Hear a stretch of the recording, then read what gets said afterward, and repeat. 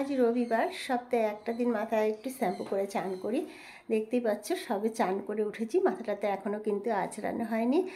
আর চুলটা না আমি খুব ছোটো ছোটো করে কেটেছি, কারণ বর্ষাকাল, এখন প্রচণ্ড চুল ওঠে।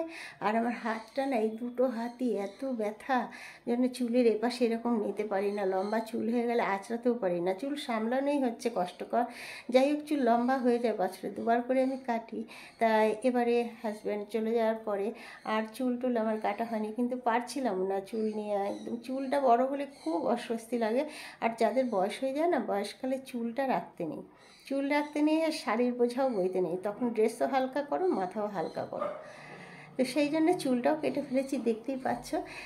এরকম ছেড়ে তো আর কোথাও যায় না বলো, বাইরে গেলে তো গাটার দিয়েই যায়, আর ঘরেও সবসময় এখন চান করেছি, তাই ভিজে রয়েছে, শুকিয়ে গেলেই গাটার দিয়ে দেবো। তো এখানেই এখন স্নান হয়ে গেছে, রান্নাবান্না হয়ে গেছে, এখন আমরা খেতে বসবো, আমি আর আমার নাতনি মিলে। টাটা, বাই, শুভ দুপুর।